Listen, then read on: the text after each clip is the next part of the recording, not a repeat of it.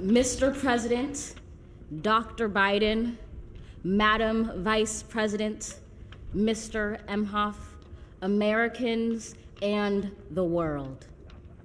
When day comes, we ask ourselves, where can we find light in this never-ending shade? The loss we carry, a sea we must wade. We've braved the belly of the beast.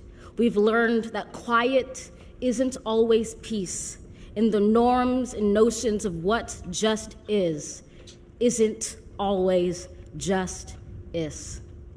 And yet the dawn is ours before we knew it. Somehow we do it. Somehow we've weathered and witnessed a nation that isn't broken, but simply unfinished. We, the successors of a country and a time where a skinny black girl descended from slaves and raised by a single mother can dream of becoming president, only to find herself reciting for one. And yes, we are far from polished, far from pristine, but that doesn't mean we are striving to form a union that is perfect. We are striving to forge our union with purpose, to compose a country committed to all cultures, colors, characters, and conditions of man.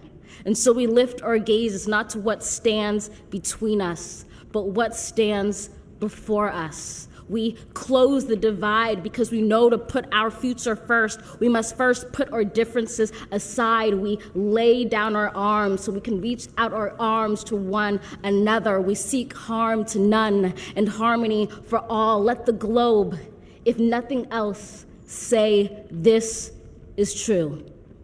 That even as we grieved, we grew, that even as we hurt, we hoped, that even as we tired, we tried, that we'll forever be tied together, victorious, not because we will never again know defeat, but because we will never again sow division. Scripture tells us to envision that everyone shall sit under their own vine and fig tree, and no one shall make them afraid.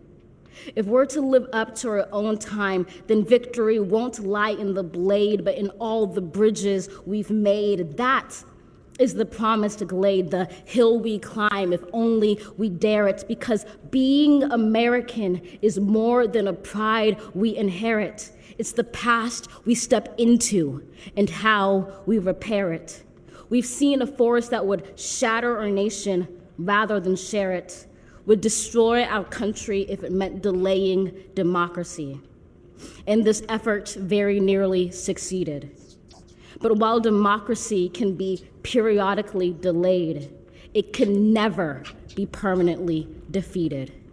In this truth, in this faith we trust, for while we have our eyes on the future, history has its eyes on us. This is the era of just redemption. We feared it at its inception. We did not feel prepared to be the heirs of such a terrifying hour, but within it we found the power to author a new chapter, to offer hope and laughter to ourselves. So, while once we asked, how could we possibly prevail over catastrophe? Now we assert, how could catastrophe possibly prevail over us? We will not march back to what was, but move to what shall be, a country that is bruised but whole, benevolent but bold, fierce and free. We will not be turned around or interrupted by intimidation, because we know our inaction and inertia will be the inheritance of the next generation. Our blunders become their burdens. But one thing is certain: if we merge mercy with might and might with right, then love becomes our legacy and change our children's birthright.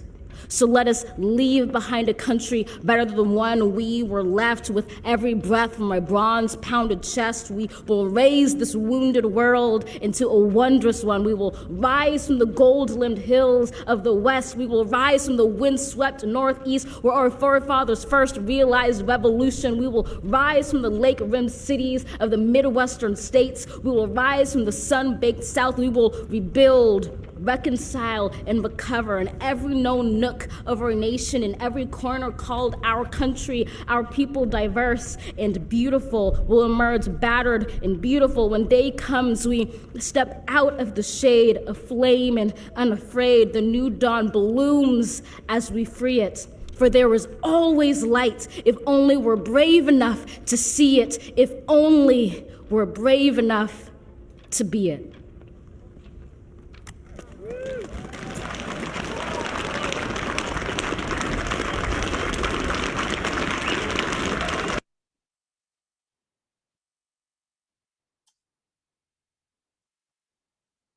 Good afternoon.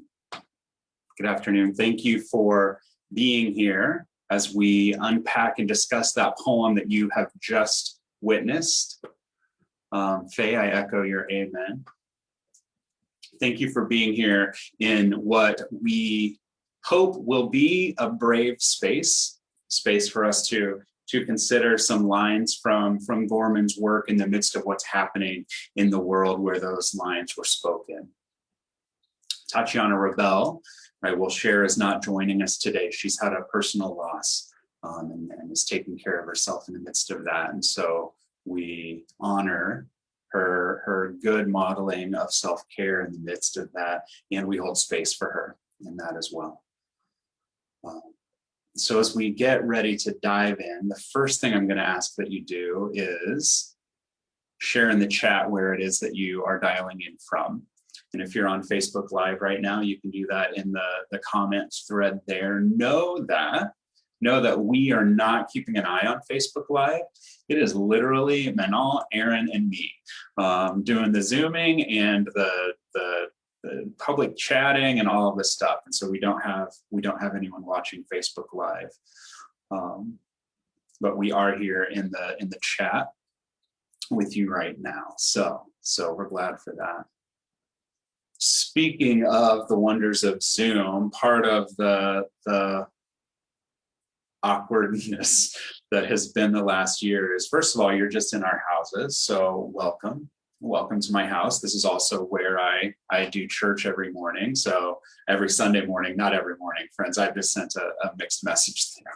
Once a week is more than enough for me. Thank you very much. So you're in my dining room and you are in my house and you are in my sanctuary right now. And I'm glad to have you in it. And we extend grace to each other when we're doing powerful work like we're about to do today in spaces like this. So there are certainly going to be times that the share screen takes a minute, that any one of us is clicking through to find the right tab or browser. And so we thank you for being patient in the midst of all that. It's been a year, so we're a little better than we used to be, and Zoom changes every day to keep I think it's just about like taking care of our neurons in our brain, so we're always growing new tissue. So thank you for the space that you'll give each of us in the midst of that. Let us talk just briefly about why it is we are here today and what kind of sparked this idea. I listened to this poem shortly after the inauguration again and again and again. My own work, always personal, vocational work, always comes back to this kind of same rhythm, which is, where have we been? Where are we now? And where are we headed? And it's just how the way that I can face life is by considering those three times. And I don't know how we could possibly know where we are if we haven't considered where we've been. And as I listened to Gorman's poem, she offered us that over and over again. Where have we been? Where are we headed? And then she gave us a threshold. She gave us a threshold as an invitation to step across. And hearing that again and again in the poem, I realized that I wanted to have I wanted a larger conversation to happen. So I invited Manal and Tatiana to have a public conversation. And they said, well, why don't you and Aaron Kelly join us in that? And so here we are. Honored to be invited, honored to sit alongside Manal always. She is out of my league, and so it's wonderful to kind of rub elbows virtually. And also, many of you know Erin Kelly from her work at Spirit and Place, and I asked for a bio, but I will share it with you. But Erin's work is always behind the scene work, and kind of no one knows what an incredible wealth she is as a public historian, and it's just as a human engaging life. And so I'm very excited to be have her on my other elbow this morning and to sit between these two powerful and courageous women. And so that was the impetus. That's who we are kind of in a nutshell, although I'll get to actual bios. And that is then what framed this conversation, which is, well, what do the three of us find maybe first pulling our attention in the poem away, because it's a lot. And what do we think about that for ourselves, and what action does it call us to? I was just joking with them before that what I really prefer is to do that work on my own and then talk about it later. So this is a step, pastors, how we are. We just want to tell people. We want to tell people stuff that we figured out about a month ago and act like clearly. And so we're at the leading edge of who we each are. The other thing that is important to us before we kind of dive into the program itself is to locate this conversation in the context of our world and in our times. So if you were paying attention to those emails that Eventbrite really wants you to have, you had two opportunities to kind of read that context, but I want to speak it also out loud here. In the time after Amanda Gorman stood behind that microphone, having dreamt of being the president and only getting the opportunity to recite in front of one, she was stopped by the police for being suspicious. National stage to what it means to experience everyday life with melanated skin. And so we need to know that. We need to know that as beautiful as it was, and we might even say inspiring to see her hold that space was offered to her temporarily only, and then she moved back into the world of what her life was. And so that's important for us to note. The other thing that we want to have here as well is part of the reason this conversation is relevant. This conversation that is not just did this poem make you have feelings, did it call you to action? If so, what is that action going to look like? How is it unfolding? All of that is relevant because, as you all know, in Georgia, a white man went on a shooting spree where he killed 8 people, 6 of whom were women of Asian descent. I work hard to be kind of a peaceful human. And when I happened to be in the car listening to the news when I heard them saying all the folks who kept commenting and were not sure what, first of all, they didn't know if all of the shootings were connected. And I'm like, you have to be kidding me. And I'm yelling this at poor NPR on my radio. And then, well, we're not sure what his motivation was. So these two kind of bookends offer us context for why this much after the inauguration are we having a conversation about this poem. That is only a small part of the why.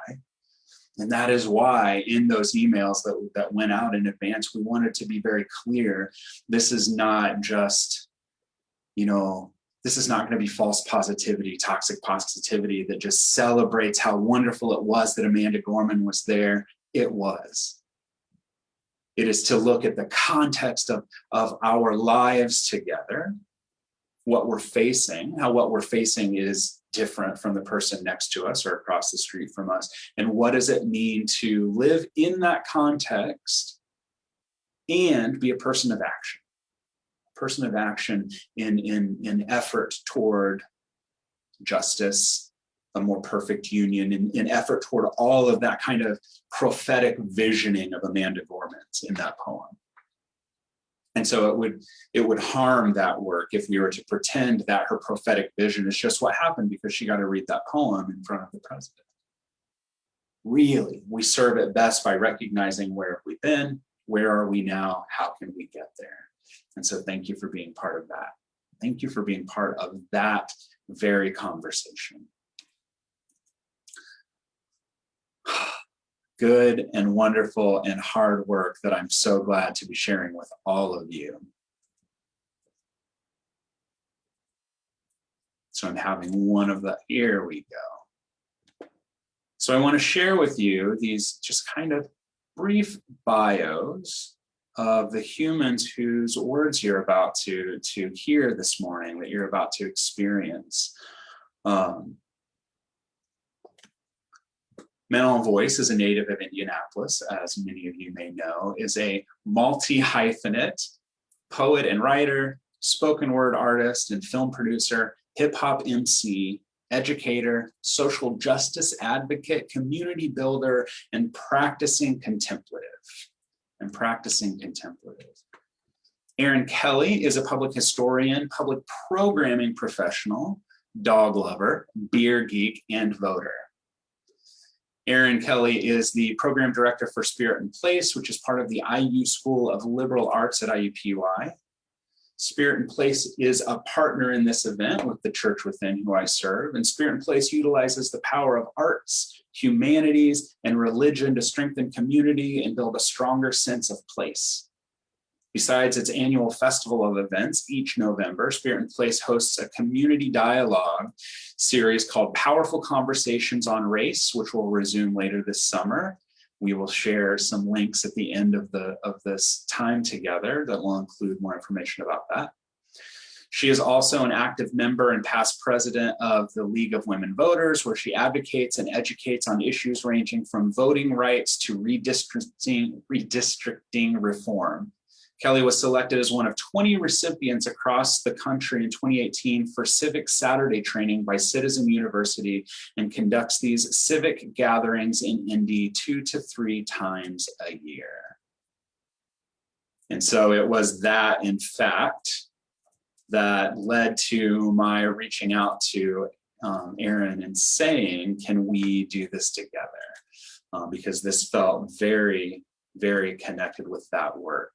I'm sharing in the chat right now in Zoom the website for Manon's work, and Spirit and Place, Public Conversations on Race, and Citizens University that does Civic Saturday, so that you can be aware of all of that and know what's going on there.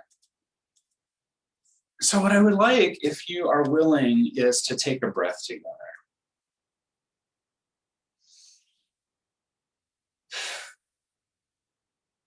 Taking a breath together is how I begin nearly everything that I do, and especially Sunday mornings. We breathe together so that we can be fully available to this moment and the generosity of this moment. We allow to fall away from our thinking those things from our past that we would like to kind of change or control or see be different. And we know that can't be, and so we let that fall away. And our minds are also thinking about what we're doing after this and what might come later, not in terms of the conversation, but like dinner and maybe the dog and what time. And then we let all of that fall away, and it may try to make its way back in. But we just let our breath bring us back to the moment so that we can be about this work that we're building together right now. We're building together right now. Each of us, myself and Erin and Manon, has been asked to speak briefly about a part of this poem that calls to us, that got our attention, that stood out. And we will, whomever of us is not speaking in that moment, will listen deeply to the other. And then we will respond and ask some questions about what we heard them saying. And in this way, we will begin this public conversation. we'll begin this public conversation. And so Manal will share first, and we will listen graciously and generously to her sharing.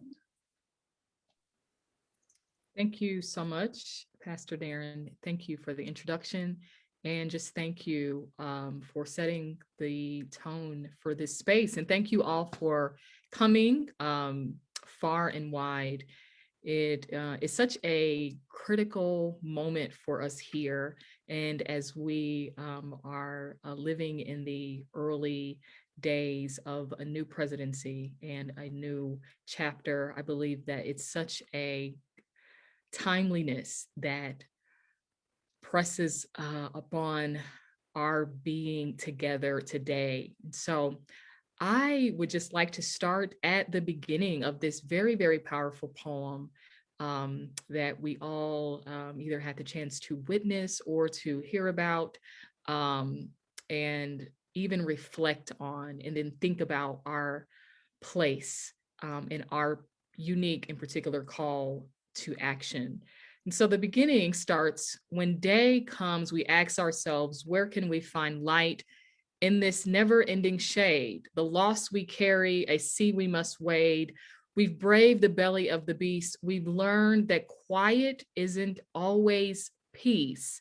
And the norms and notions of what just isn't always justice. Isn't always justice. We've learned that quiet isn't always peace, and the norms and notions of what just isn't always justice. And so, and just reflecting on those lines, those really resonated deeply with me, because I was really concerned that once Biden took office, and in response to the last 4 years, where I believe there has been a great reckoning time in our country, and even in 2020, where we saw the magnification of racial injustice and the pandemic, which really exposed a lot of structural inequities and problems that we've had for a long time. So such a reckoning moment for all of us in one way or another. But I was really afraid that when Biden took office, that there would be this sort of relief, in the sense that we would go back to our comfort zones, that we would say, that many of us, that there was this potential for many of us to kick up our heels and then to just go back to a sense of what was normal for us.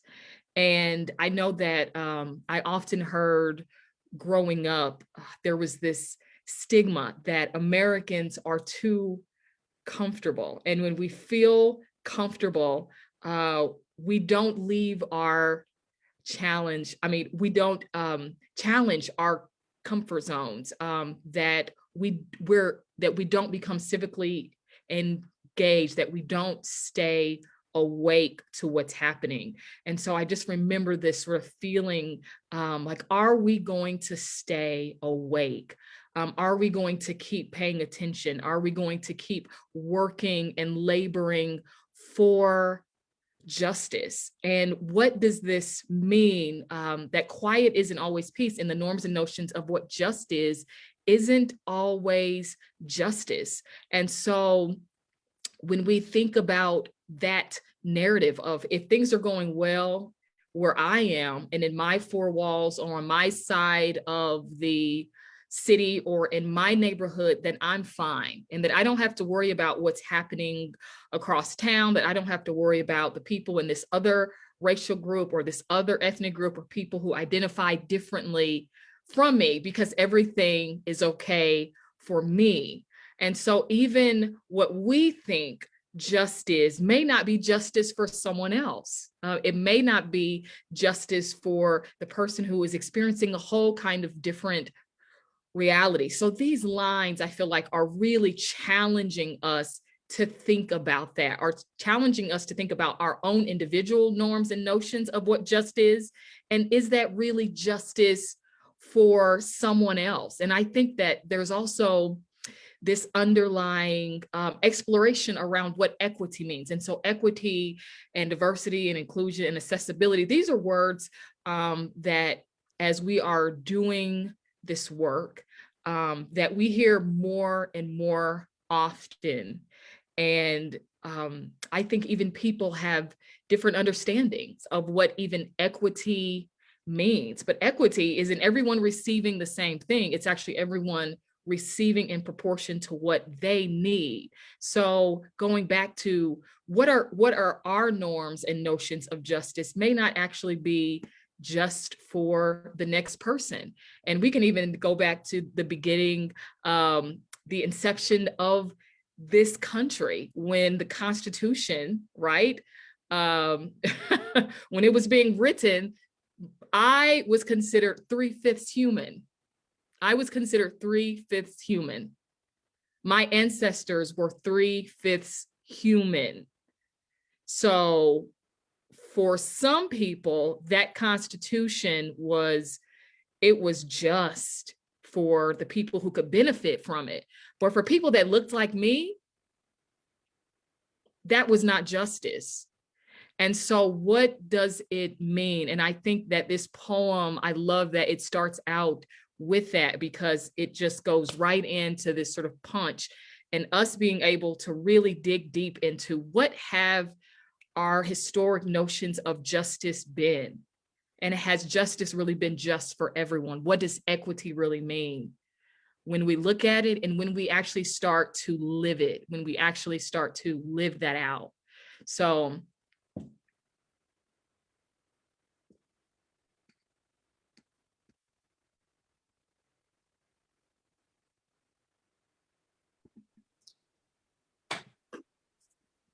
I wonder, Manon, if you can, or if you would be willing to speak a bit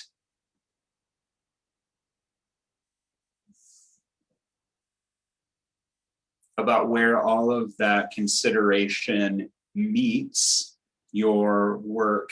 And I'm going to say creative work, knowing that sometimes when people hear the word creative before work, they, but your life is founded on this kind of, or is set upon this foundation of creativity as an incredibly powerful tool. And so I feel really strong about saying your creative work as a poet, especially.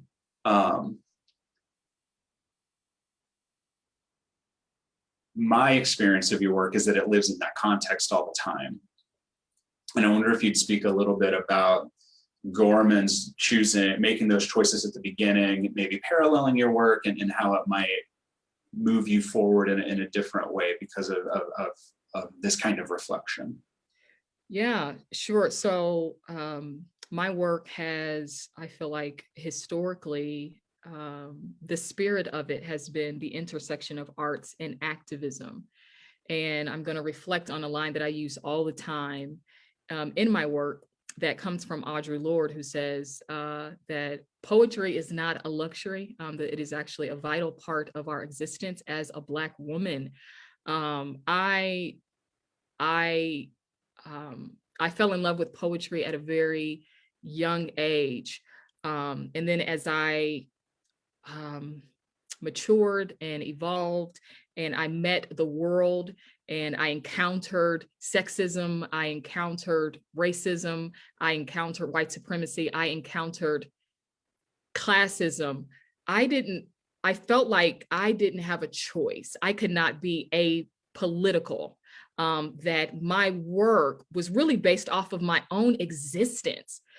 I remember doing a show at the Phoenix Theater last year. It was a Nina Simone show with the Phoenix Rising Dance Company. And I remember doing an interview after that, and they were asking me about how that felt, because Nina Simone was also a person who really bridged art and activism, and it wasn't separate.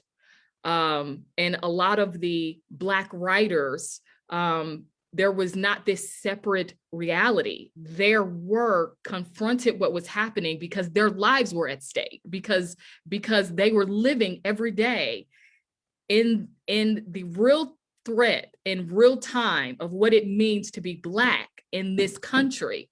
So their work confronted that. And, you know, like I have a brilliant friend who is a poet, and he is fantastic, and he's a little older than me, and we often meet for lunch and we share poetry. And it's funny because the last time we shared poetry, the poetry that I came with was very sort of it was charged with a lot of emotions, with a lot of kind of what was going on in this country. And so the themes that I kind of chose to write about were, you know, racism, sexism, classism. And the themes that he sort of shared were, you know, like about nature, and, you know, were like about, the snowfall. And I remember feeling this sense of like, man, I wish, I mean, like, and I love nature and I love being outside. I just got off of a beautiful hike, right? But because of my daily existence and the challenges that I'm always confronting in my public work as a poet, I write to confront what is challenging my very survival. And so that is the lineage that I stand in. And so my work has always had to be charged. It has always had to be potent. It has always had to be reflective of the real truth of my very existence, being under constant threat, living in America. And so Amanda Gorman is someone who also stands in that lineage of Black writers and Black poets from the Harlem Renaissance who were responding to the race riots of 1919, you know, the civil rights movement and the Black arts movement that was connected with that. Those poets were actually reflecting real life in America and what it meant to be a Black poet, what it meant to be a Black artist. They were writing to keep each other alive. They were writing to empower one another, but they were also writing to confront a system. And so my work has had to be that. It has had to take that kind of direction because of who I am.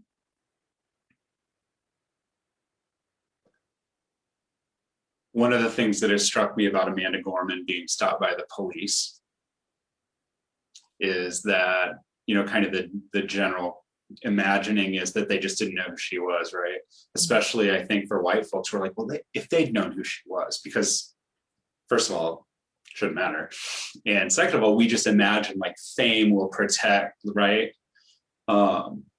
So I'm not under any delusion that she was unknown to the people who stopped her.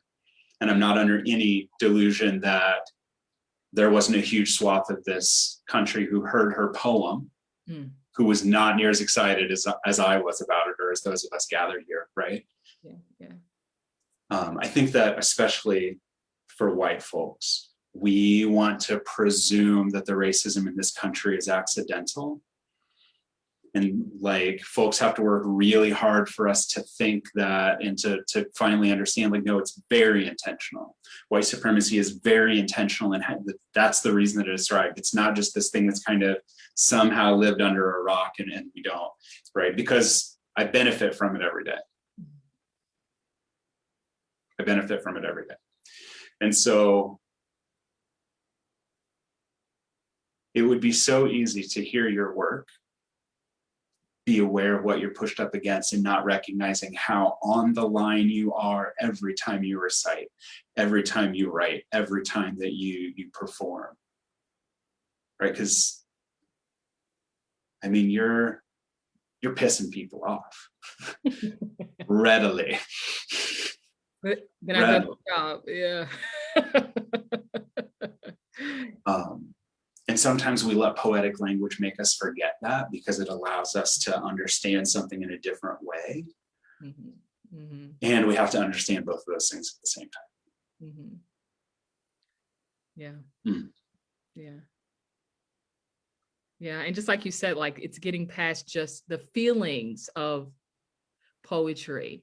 And I think that's what I was going to say when I did that interview and a gentleman asked me, how did it feel to sort of do that? And I said, well, this is my life. Like my work is the essence of what I live every single day. So I don't have the luxury of disconnecting uh, those. And so it is getting past the feeling. And it's like, wow, what is Amanda Gorman's actual reality? And so she got up here and astounded everyone with her words and with her presence and with her poetry. But what is her reality? What is her everyday living reality? And we got to see that shortly after. So we have to get past just, yes, the feelings. Like she made us all feel good, but she was saying something important and she was saying something critical.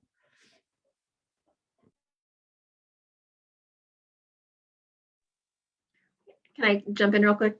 Manon, I appreciate so much of what you're saying. And one thing I love about you is, and for those who don't know the wonderful Manon voice, she brings such a authenticity and a vulnerability to everything she does. It really, I think, helps us as a community reflect on ourselves in a really powerful way. But one thing you said, Manon, that struck me, you used the line, "the threat of living in America," and that's your reality. Part of the reason I do this Civic Saturday thing that I do for Spirit in Place is because I was raised to love America, and I do. And I love the values that we as a nation say that we are based on. Damn, we have not lived up to those values. And the reality, I mean, and I know this, but it still breaks my heart to hear you say that you feel living in America is a threat, and not feel it. It is. It's not a feeling, it is a reality. And this poem for me does such a powerful job of reminding us of that reality of America, that we are a nation that was founded on these high ideals, these wonderful civic values, but still we've not lived up to them. But we've got to try. I mean, I think for me, that's what the Hill is that Amanda Gorman is speaking about. The Hill is that challenge of living up to these ideals, equality, justice, freedom, all of these things, but we've all got to be willing to be a part of that climb, that journey up the hill. Because if we're not, then we're just holding everyone back.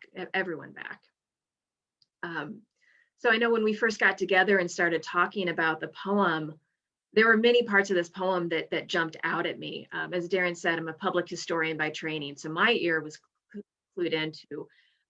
For y'all who don't know, this poem is so amazingly researched. It is just dripping with historical references. It's really quite brilliant. Everything from the reference to somehow we've weathered and witnessed a nation that isn't broken but simply unfinished. That's a reference to the Gettysburg Address, right? And Lincoln's words about how this nation has unfinished work. But one of the parts of the poem that really jumped out at me was, and yes, we are far from polished, far from pristine, but that doesn't mean we are striving to form a union that is perfect. We are striving to forge a union with purpose.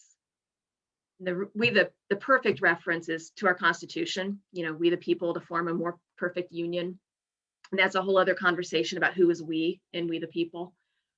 But I've really been struck with this idea about being a nation that's either striving for perfection or for purpose.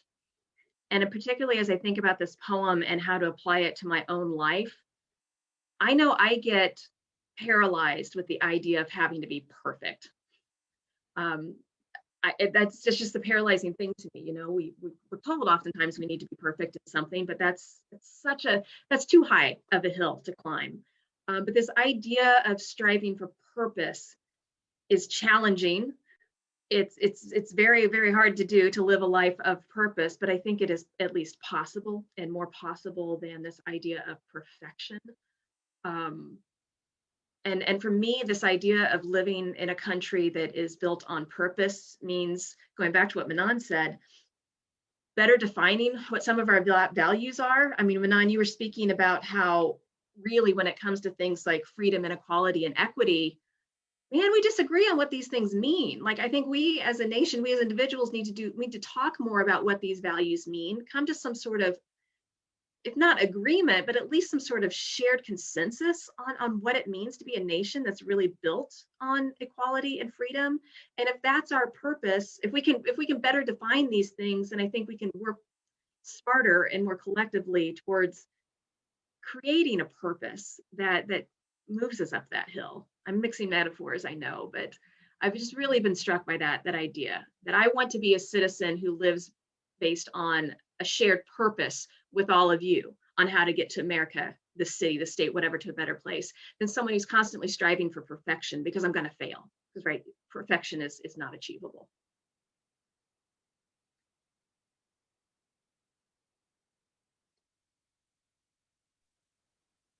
And before I say anything, I want to give you space with questions or response to Aaron.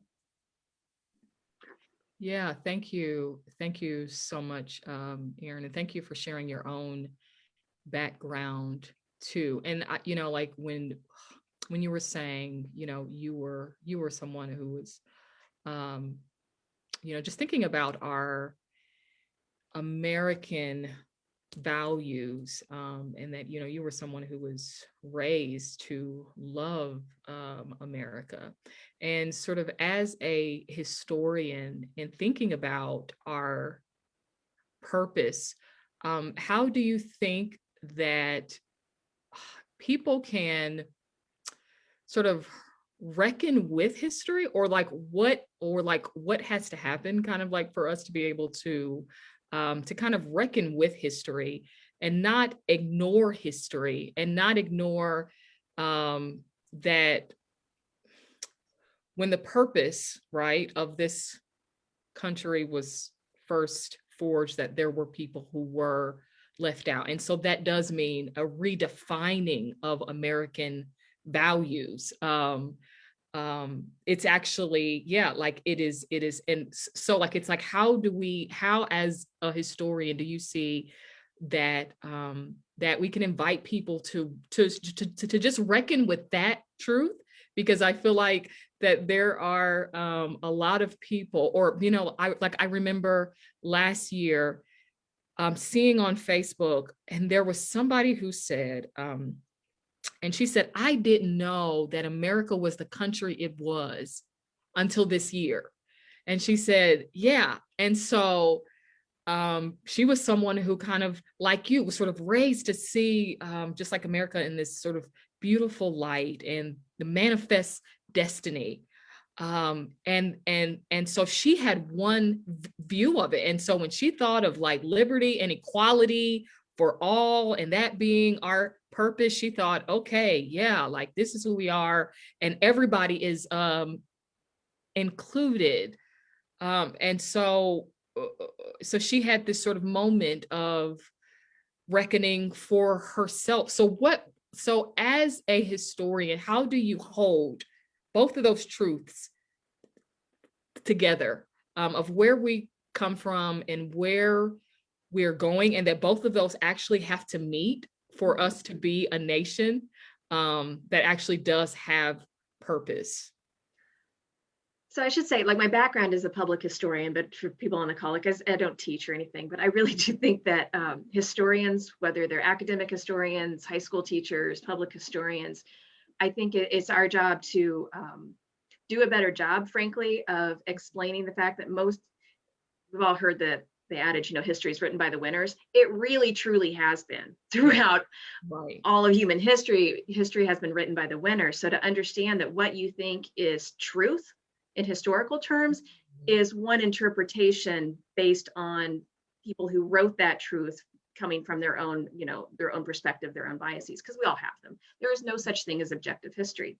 There is asking new questions. There is finding new materials to research. There is bringing in different voices to add to the complexity of that history. And then frankly, for me, it's been embracing the fact that that's exciting. It's so much more exciting and so much more fulfilling when we look at the past and we invite other voices to be a part of that conversation, other perspectives, other points of view. It creates a much richer and more dynamic world to explore. And one of the things that I say a lot in Civic Saturdays is that, well, I think we need the humanities, we need the arts to help us better see each other, right? Because when we are better able to see each other, to see the realities, for me to see you and to know that you feel like walking down the street is a threat to you, it is a threat to you. When I can see that reality, I can better show up to help. And if not help, but at least show up and acknowledge that that's there, because we cannot do our job as human beings, we're citizens or whatever. We cannot do our job of being there for one another if we can't see each other. And I think history, the humanities, and the arts are valuable tools in helping us really see one another. And that's where I get, passionate, excited about. I do think history is a tool that can do that. I think once you can help people understand that it's not threatening to have a different interpretation of the past, it's just an interpretation of the past. Because that original truth that you thought was the truth, it was an interpretation too, largely written, by white dudes for hundreds of years. So let's bring in some different perspectives. What do Black scholars have to say about the past? What do feminist scholars have to say about this? What do Indigenous people have to say about American history? Let's weave this into the conversation so we're better able to see each other, so we can better strive for that nation that is a nation of purpose. Yes, yes, yes.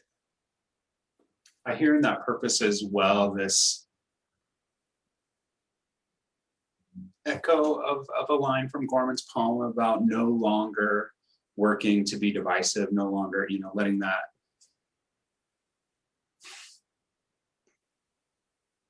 to put our future first, we must put our differences aside. Well, as we talked about before, some of our different, I don't know how we talk about this without talking about our differences. Like the differences are, and I don't mean like our diversity, a word that I'm more and more bristled by.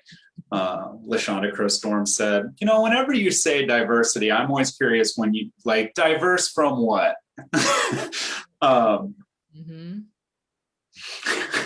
Right. So I think for me, it's about like our part of our purpose is like, how do we look at those differences without setting them aside, without being divisive, because difference doesn't need to be divisive. So like I'm paying attention to the chat while I'm listening. For example, there was me being let know, I was informed that I had gotten it wrong, that Amanda Gorman was stopped by not the police, but by a security guard, right? Which is important. It's important. It's important that I be able to hear that, which thankfully, like, when you're a pastor, everybody tells you all the time. So you're like, oh, thank you. But also it changes that conversation because it's a different kind of power. And what does it mean? And I want to get the details right. Yeah. That, for example, recognizing that, everything we're happening is in the context of her being seen as suspicious, is in the context of the shootings, is in the context of this land, as we've been talking about in the chat. Like, I sit on land that was historically land that belonged to the Miami people, to the Potawatomi people, to the Shawnee people, that many people were forced through. And I think about, as we determine what that purpose is, and I will say as an aside that I think one of the most powerful parts of this poem is the hill we climb. Amanda Gorman didn't leave any of us out. None of us. It's the hill we are to climb together, right? If we're going to get there, And so, like, looking at, if we're going to face one direction with purpose, when do we start recording history? Speaking from, like, do we just like, well, isn't it just easier if just forget about all that business? Because that happened so long ago. It's just no good. Right? It is absolutely no good.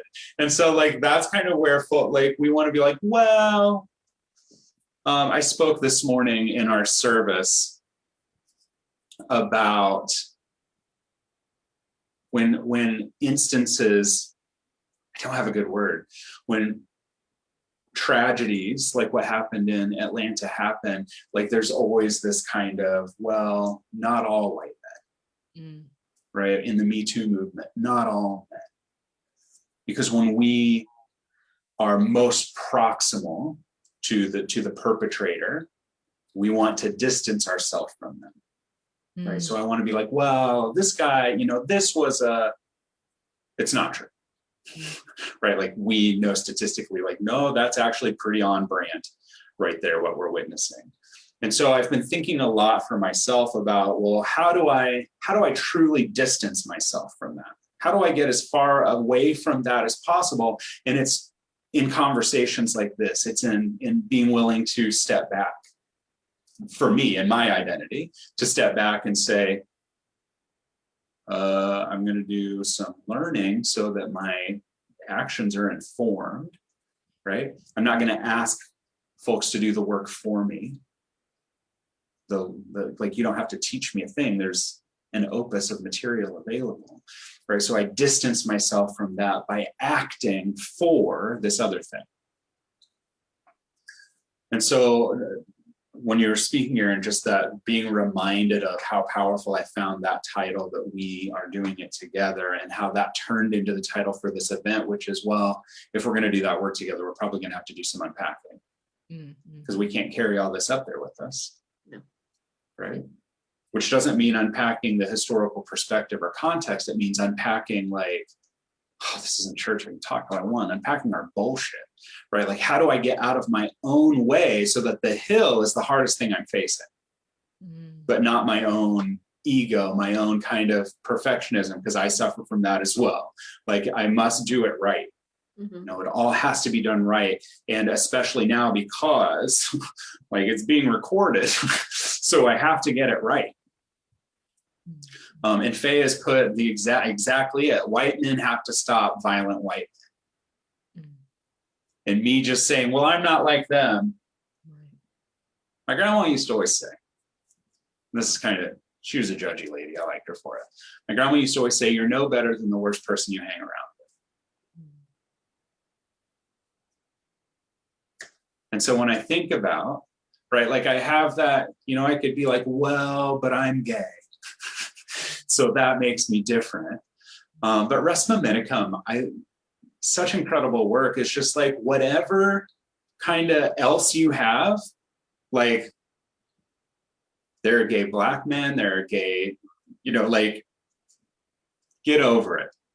Deal with the matter at hand. And so it is, how do I engage this epidemic as someone who is very proximal to it in very meaningful ways. And so how we unpack that, how we understand the history of it, not from skewed tellings, but from realistic tellings, from firsthand experience. How do we get out of our way with expectations around language, around expectations around, like, well, but I have all these sources that say, yes, because they had a reason to say that. They had a reason to put that in their very, educated words so that we would buy it as truth.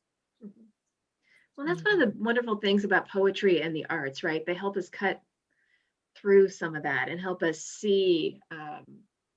This poem, to me, if I were a history teacher, right, I would be all over this poem with my students, because you can deconstruct this poem to look at American history and Abraham Lincoln is referenced in here, truly. So is Martin Luther King. So is Barack Obama. So is Langston Hughes. So is Maya Angelou. I mean, you can tear out, you can pull out a lot of wonderful references in here. But at the end of the day, it is Amanda Gorman speaking about how she is a skinny Black girl descended from slaves who's able to do this. I mean, the arts have such a wonderful way of allowing us to connect to the personal side of history and what that means for individuals today who are carrying the legacy of that history with them. Yeah, and I'm someone who is, honestly, I've only come to appreciate poetry within the past maybe 5-6 years of my life. I've just never thought of myself as someone who really could get into poetry. Spoken word poetry has been a big help for me. That's been more of an entry point for me, sort of that wonderful performance element, and hearing the words has helped me better go back and read other poetry and really dive into it. And I'm just Yeah, so for those who are on this call right now who may not think you know anything about poetry, or this is it, man, there's so much great stuff out there. Go find it. It's like, what did you say? Um, Audre Lorde said poetry was essential to our being, Manon. Yeah, she said poetry is not a luxury, but it is a vital, necessary part of our very existence. And I think the title of the essay is Poetry is Not a Luxury. So yeah, yes. I find poetic language to be prophetic language. Mm-hmm. It imagines something that, and I talk about this a lot, so I'm sure some of you here have heard me say this. If we try to imagine a better future beginning here and mapping out the steps, we'll never, I don't think we'll get there. I think what we have to do is detach from this to have that kind of poetic visioning and then reverse engineer, right? So how do we track back to this moment from that thing that is unimaginable right now? Right? Unimaginable, beyond our comprehension of what could be. And then how do we make it comprehensible? How do we make it possible, understandable, imaginable? As I'm reading through the comments, Tony, and I'll just apologize for this before I say it.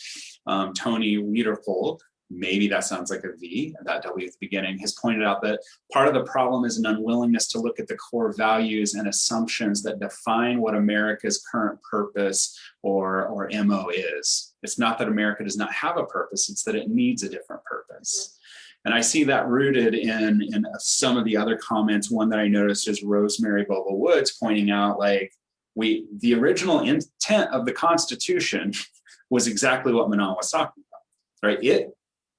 It's not like they just couldn't imagine, like, oh, you know what, I bet no, right?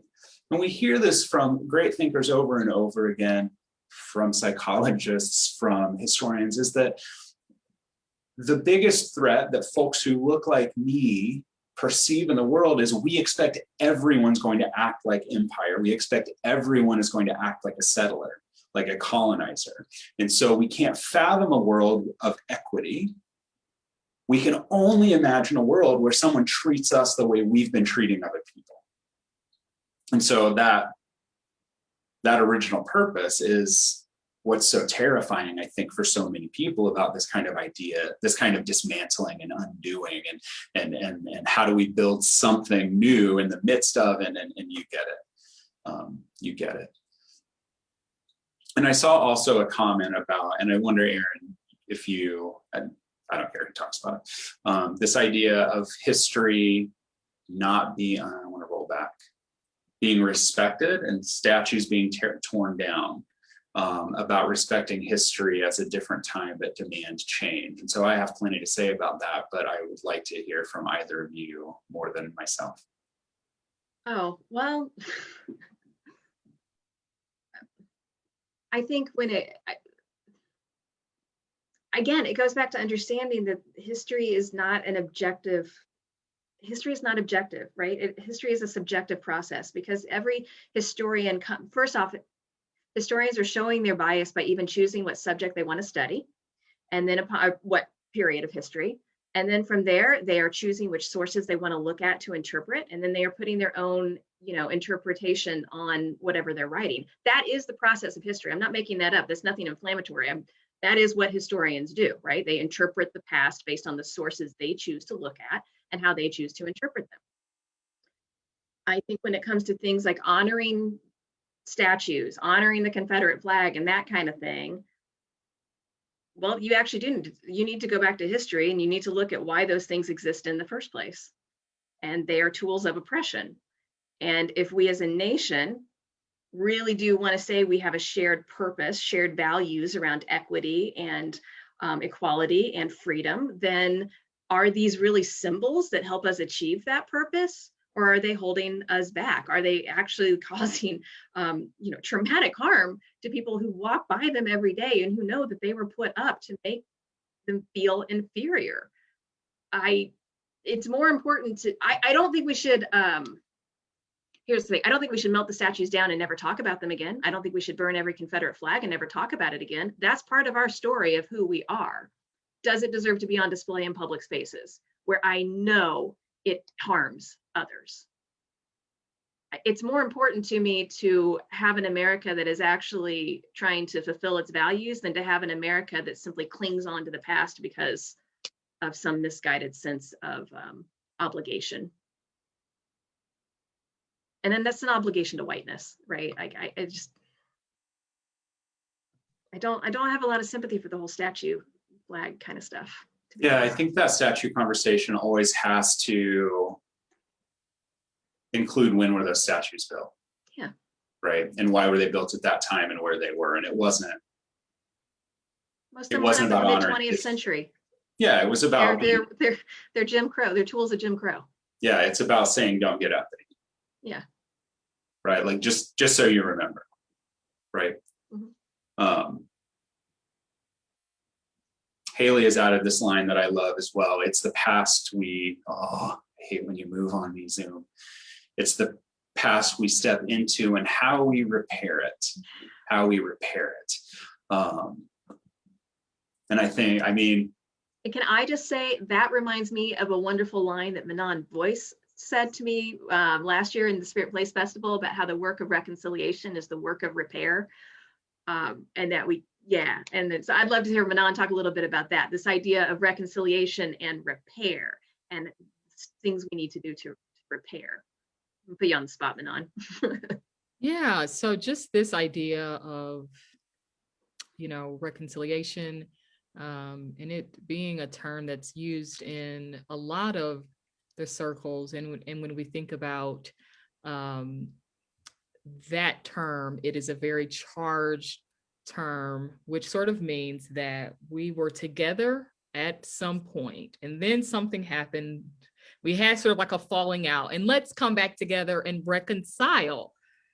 And unfortunately, in this country, when it comes to people who look like me, when it comes to the descendants of slaves, when it comes to African Americans, we were never in agreement with being here in the first place. We were literally stolen.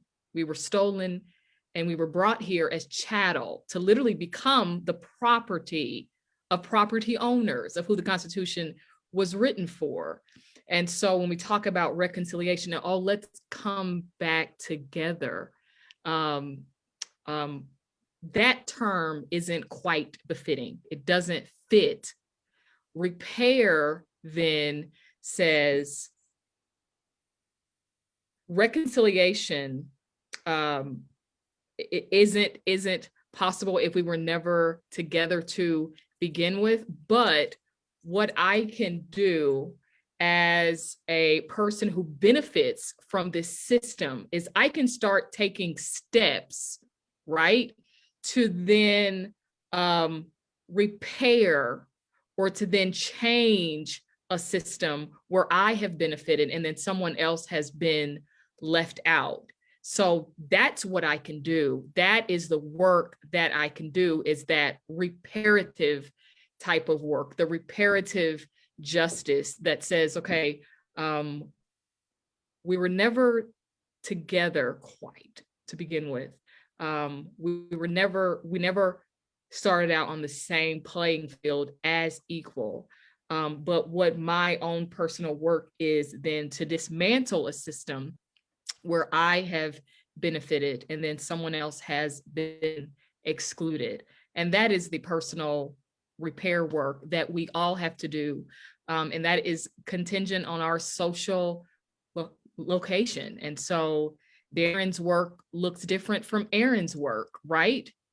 Because of who you are, because of how you identify. But if everyone can use that self-reflective tool of looking inward, and I think if we can become a people that doesn't stop with the projecting of, that was then, or that was those people, kind of like what you were saying, Darren, or, I didn't have anything to do with slavery. Those were my ancestors, and so it's like, oh no, it's just Trump. He's making all the bad things happen. And then we fail to actually look within, and we fail to look at ourselves, and we fail to look at the areas where we can take those steps to repair, and to restore. And so restorative justice, reparative justice, what does that actually look like? What does that actually mean? And that's a really hard question. Yeah. It is exactly the work of this unpacking, right? Is what does all of this mean for us? The lines that I pulled out of the poem, we've kind of already discussed, but I will just say them so that, I don't know, it adds the context of what was important to me. In this truth, in this faith we trust, for while we have our eyes on the future, history has its eyes on us.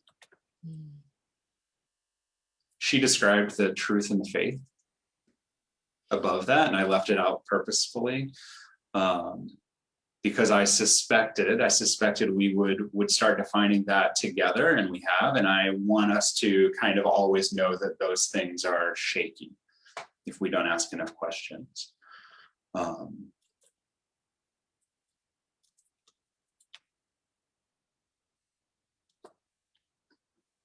What we're headed for is so very informed by where we've been, as I've already said.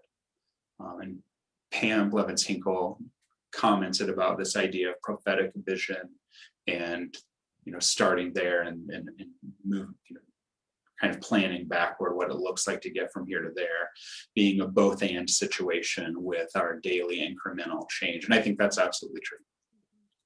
And it clearly was not obvious that was in my intention with that. So I'm glad to have the opportunity to kind of re-articulate it.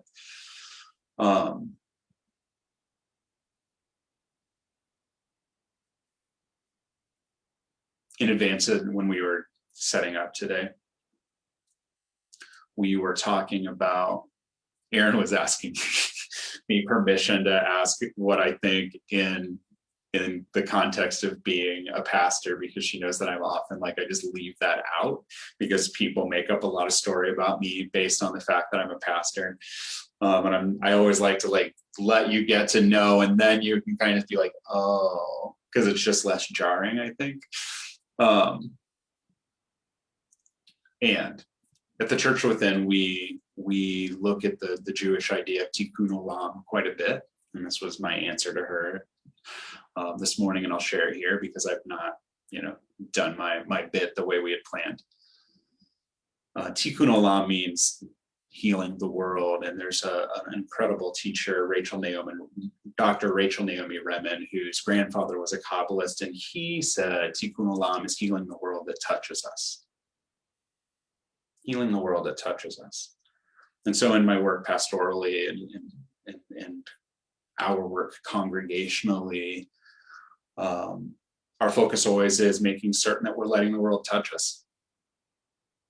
Because it's really easy to keep it at arm's distance. That's why we want to control proximity to bad things that happen. We don't want that to touch us. We don't want to get too close to people and their suffering. And we'll use ideas like toxic positivity and all of this kind of business to maintain that distance. And so if ideas like reparative justice, which Faye has invited us to take a look at, healing justice, I hear sometimes, which I find very helpful as a notion and as a practice. If we're going to let that happen, we have to be willing to accept what needs to be repaired as part of our story. Echoing you, recognizing our part in it, recognizing the history of who could vote and who was allowed to own land and property, and right, it's not something that happened a long time ago and then ended. So how do we let it touch us? How do we acknowledge where it's already touching us that we just haven't noticed? How do we pay attention to things like acknowledging whose land we currently reside upon. How do we do that in ways that are meaningful? And that's all very much part of this conversation. So the other aspect of this event, and I'm gonna in a moment say, Mel and Aaron, do you have anything, before we started? And the other aspect of this event was then these breakout rooms where you'll have an opportunity, and which is why I kept sending you links to the video and to the text. You'll have opportunity to say, oh, this line was really meaningful to me, and what it calls me to is this. What it calls me to is this. Acknowledging that this conversation that the three of us have had with you, because of the ability to check in with the chat, there are too many of us for the mics to all be on, has been like, stuff's come up, and it's been held and handled gracefully, and I love that. Surely let yourself imagine where there, even between the three of us, we're like, oh yeah, I'm gonna have to think about that more, which is a graceful way to approach that difference, as opposed to like, nope, no thank you. I didn't ask for that, right? We want to get super defensive, but there's something beautiful in recognizing like, oh, I'm going to take some time to think about that some more. I think that might be an introvert thing. I'm incredibly introverted, and although most of you have had the opportunity to experience introvert life for the last year, I hope you've benefited from that. You've had more time to think. And so we're going to set up those breakout rooms. There are some volunteers from Indie Surge here, so thank you for them. I'm going to do my best to spread you all out, and love me and my Zoom spreading people out in breakout room ability. And the Surge folks are just here to participate. The Surge folks are here to participate, and should there be a moment where something happens, where someone is asking someone else to do labor, they're just going to say, hey, let's look back at this model we've just witnessed, and being aware that the labor's been done, and we can invest in that, and we can buy a book, we can pay for a consultant, we can do all those things. Manal and I both have some experience with this organization called the Mystic Soul Project. It's a contemplative project founded by 3 or 4 folks. I don't remember. The first was a woman named Therese Mattheus, who then was doing a bunch of work in contemplative circles where everybody was white but her, and she said, I cannot possibly be the only one. And they're like, we think you might be. And she's like, I'm gonna send an email. So she sent an email to either 2 or 3 people, and I saw them all stand on stage together, and my brain won't remember if there's 3 or 4 humans together, and said, what if we did this workshop, this conference in Chicago, and we call it the Mystic Soul Project? And so that was the beginning. And they're like, maybe we'll get 40 or 50 people, and we will center the kind of like experience of and access to this for BIPOC folks, like Black folks, Indigenous folks, people of color, and then also some white folks are able to join as well. Everybody has to fill out an application. I applied, I went. It was incredible. They cut off at 400 people and had 200 or 300 more people on hold who wanted to come. So it wasn't just Therese who was doing that work. And one of the things that they did there every time we were gathered together was this, and I'm going to say it to you, and it may push a button for you, and amen, let a button be pushed. Every time they reminded us, when you go to your workshops, if there is a white person, I don't have a walkie-talkie, so I'm going to use this lighter. if there is a white person who starts asking Black folks, like, can you tell me how to help you? Can you tell me how to not harm you? Can you tell me? Then you pick up the walkie-talkie and you excuse yourself to the bathroom, and it's going to be on channel 13, and you say, I'm going to need you to come down to room 42 because it's happening. And we're going to come down and we are going to get you. Not you on the walkie-talkie, you, the person who is just kind of, not respecting the space. And we're going to have a conversation. Like, it's going to be a great calling in conversation where we can kind of look at what was happening and why that's not okay, especially here. And Jade Perry, amazing healer and activist and contemplative and mystic, said, don't get salty if you get called to the room. That's why you've come here. That's why you've come here.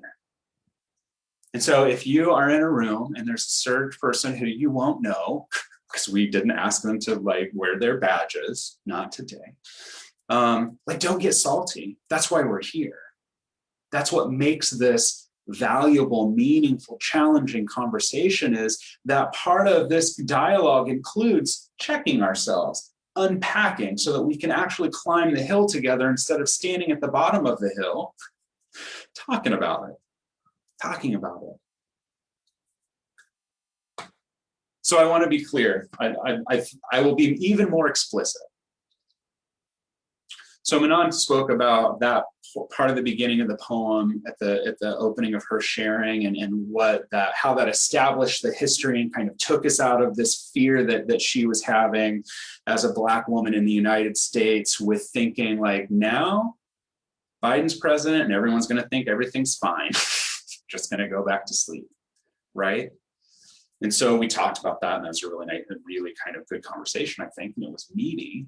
What could have happened is I would have said, well, Manon, don't you think it's maybe time that we just kind of let go of some of these things from the past? And can you maybe help me know how it is that I could help you heal from that? Does that make more sense? Right. So I'm asking Manon, I'm here at an event where we want to talk about unpacking for the hill that we want to climb to help find equity and shared purpose and stand for equity in the face of white supremacy and how white supremacy is the initial purpose of this country. And so we want to do that. And so what I don't want to do is ask Manon to do that work for me, because that's just undermining everything. It's undermining the conversation. So Siren has shared also another way to kind of understand is if someone says to you, how you've said that is harmful to me, accept it, right? We don't want to, because we don't want to be people who hurt people, and every one of us hurts people all the time. Every one of us hurts people all the time. And then when they let us know, sometimes we double down, because we don't want to, instead of acknowledging it, we say, no, I didn't hurt you, you're incorrect, right? So it's all kind of that, and it's complicated and it's nuanced, and being aware of it walking in, and holding it not only as an intention, but as our highest goal, then we can actually have the conversation. So that's what I mean to be saying, and why we're really glad that the search folks are here, because they're all very well trained in exploring this. And as James pointed out, you've seen the link to search. They do work on this. Their work is white-led organization working with white folks to learn how to be allies. We're going to get uncomfortable. As Becky Reich has just said, we need to be able to understand we are part of a system, whether intentional or not. That is uncomfortable. Knowing that we have hurt people is uncomfortable. Knowing that we are doing harm is uncomfortable. But we listen. And so we only have about 10 minutes, which is more than enough time to have that really hard conversation that I've just prepared you for. We knew that the time would be too short, and that this would be a launching off point. So you're not going to reenact this conversation that's just happened for the first hour and 15 minutes. So what I really hope you'll do in that time is say, these lines stood out to me. They have invited me to this action, right? They stood out to me. They invite me to this action. And then you can have a little bit of dialogue around that. And I'm going to make the room small enough that it'll be easy. There will be probably 3 people in a room, depending on how the math works. While I'm setting up that breakout room, Aaron and Manal, anything? No, I just want to say that this poem is just a wonderful conversation point with anybody. I'm dropping just a really quick link in here. It's to an organization called Facing History and Ourselves. They help design curriculum largely for schools to help deal with difficult history. But guess what? We grown-ups need this help too. So I really encourage you. And they actually have an exercise built around the hill we climb. So if you want to take this poem and maybe have a conversation with a relative or a coworker as a way just to talk about your values, to talk about what you see, what you're reading here, I would suggest going to Facing History and Ourselves and trying to pull some advice from what they put together. Thank you, Erin. And some things that I would invite us to all continue to think about even after this conversation is, what are the implications if we don't address our differences? What are the consequences for future generations if we continue to fail to dismantle white supremacy? And then what does America look and feel like if we are brave enough to not just dream something better, but use our imagination to create it? So this conversation is a call to action. And so please think about that even after you leave your rooms here. Thank you so much.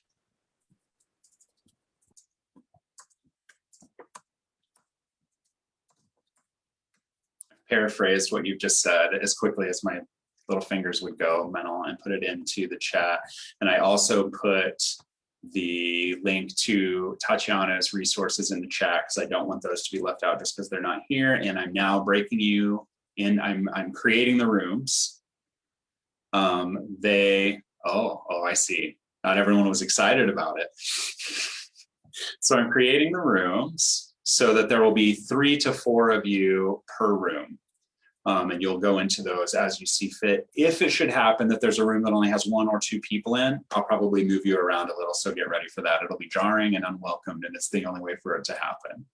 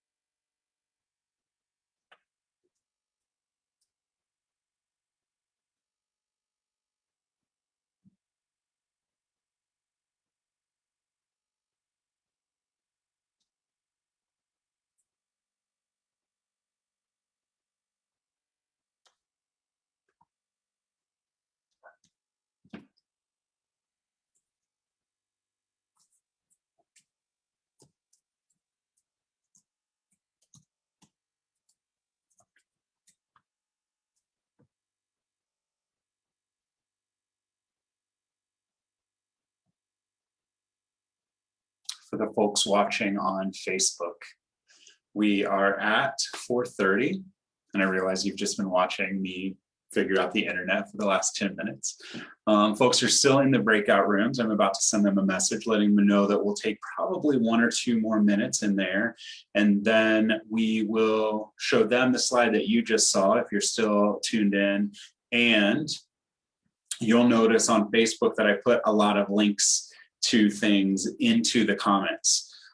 The links that are shared in this closing slide, links that were shared during the event itself, as well as a link to the chat file. So Zoom does a really nice thing where it will download that as a text file so that you can see that kind of chat conversation that was happening. If there's something that was there that was mentioned, or you just want to see what folks were saying there, that's all there as well. And so in just a moment, I'm going to call them back in, and we will have just a very brief close because we want to honor your time. And so forgive me while I do a bit of typing.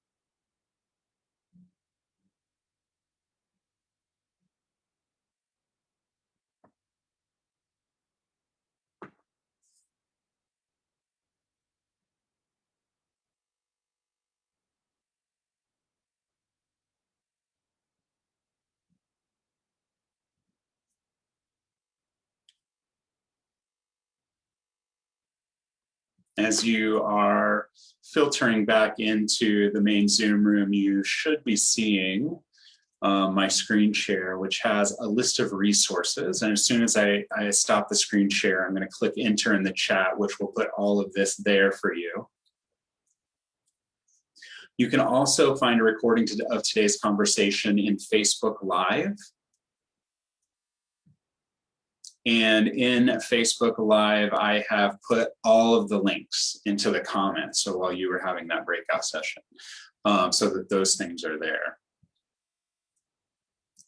I'm going to invite Minal and Aaron to offer any closing thoughts. he says as he looks through the room to try to find Manon and Aaron. If they're here, they will unmute themselves. If they're not, I'm I'll here. wonder. Oh, I see you. Good. I see your names are there. I was made so anxious by the fact that you were suddenly not in the Zoom that I have no idea what smart thing I was going to try to do while you were offering closing comments. So just bring it. Oh, I see Manon too. Okay, yeah. It always is this big, weird Brady Bunch game on Zooms, isn't it? Trying to find each other. No, I just want to say thank you for joining us today. Thanks for being part of this conversation. And I've said this in my small group too. I really encourage everyone on this Zoom today, download a copy of this poem and just use it in a conversation. I mean, if you volunteer I mean, I know it's hard right now. We're still in the pandemic and still separated, but think about boards that you're involved in, groups that you volunteer with, where your own congregation is, if your kids are going to school or something like that. This poem is just such a wonderful opening to rich conversations about our history, about the power of the arts, and about who is we. Like the word we is in this poem. Just I meant to count it up before today and I forgot to, but it's in there like dozens of times. Just reading this poem and then having a conversation with others of historically who's been counted in the we, and are we all part of the we today? I mean, it's a wonderful poem for us to have a conversation about our values, to have a conversation about race, about gender, about just so many things in this country that we need to be talking about and that we need to be uncomfortable talking about. So that's the only thing I would recommend. Yeah, thank you. I couldn't have said it much better. Thank you all. This shows your dedication. You were willing to be with us on a beautiful Sunday afternoon. It is gorgeous outside. So I thank you for your commitment and your courage in listening, but also being willing to step into a brave space of self-reflection and engaging with others. And I think that this is what we need to do more.